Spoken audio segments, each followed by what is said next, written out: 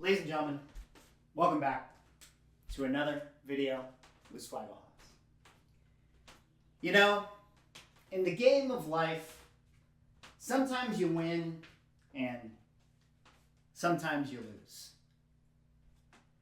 Sometimes you go out there digging in the wild and find a AF-15 at Grandma's garage sale for $20. That's a win.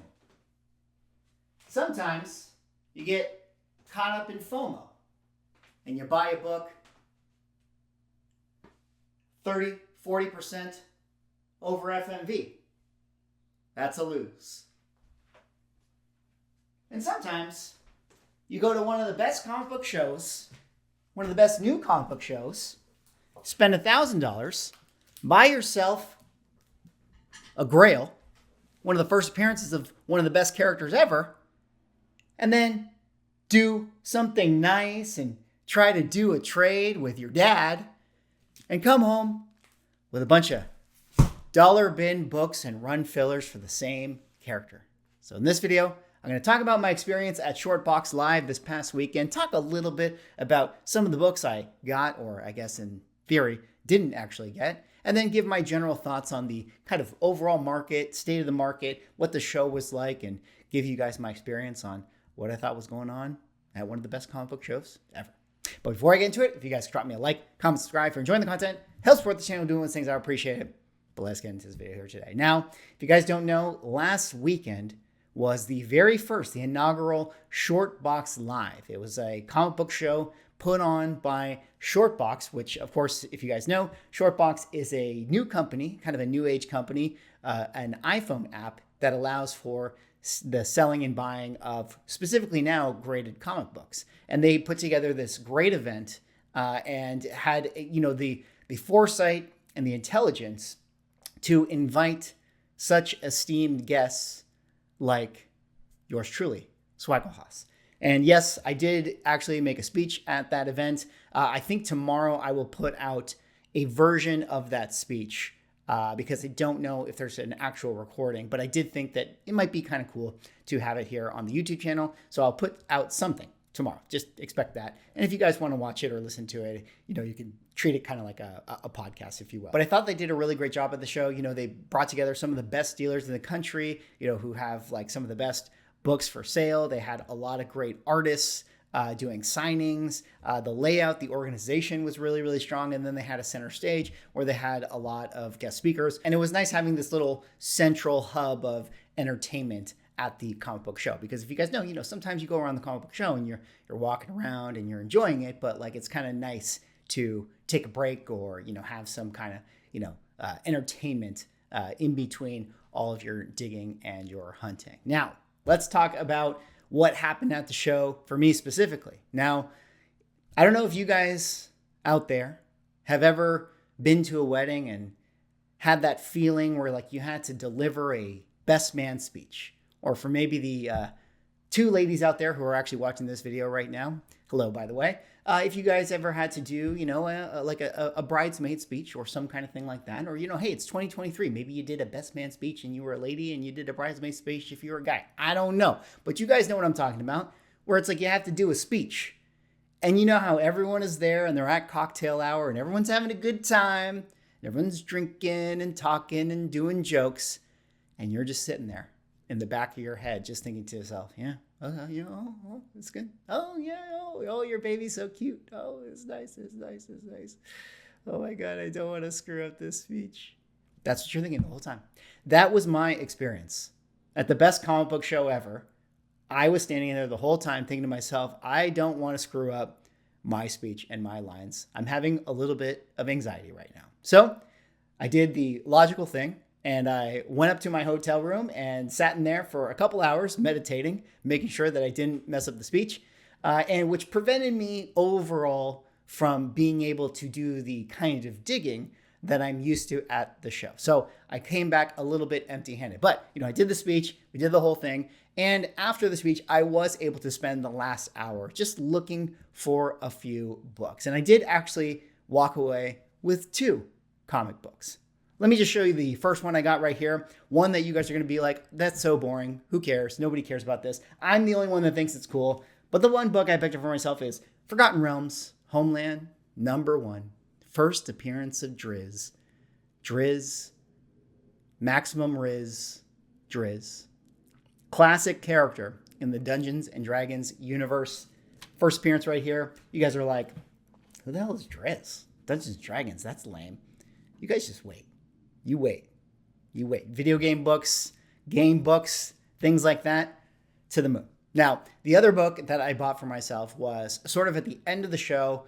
I was kind of going around and I saw one book in particular on a wall that seemed like it was priced pretty decently. And that book was an Incredible Hulk #180, first cameo appearance of Wolverine. Now, let me kind of break this down, give you guys a little bit of the backstory. When I started doing my YouTube channel, I've sometimes made mention that, I grew up going to comic book stores with my dad and my brother and things like that. And it was only about, 7-8 months ago when my dad actually discovered that I had my YouTube channel. And he had since, been watching and been supportive about the whole thing.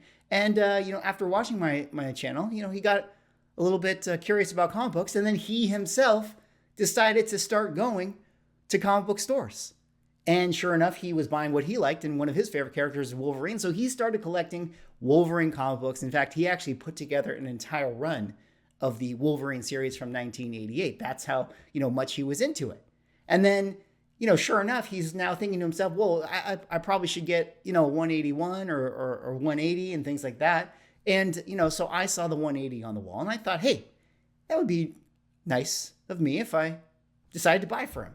So I went up to the guy. He had a price at $1,000. I negotiated with him, got it down to like $850, made that purchase, and then I gave the book to my dad. So that was my big purchase at the show, a book not for me, trying to do something nice. And then in return, my dad was like, here, why don't you take all the extra Wolverine books that I got for my run, because he bought doubles because, he's the type of person, he just buys it. And he's like, oh, I already had that. I'm sure you guys have had that experience.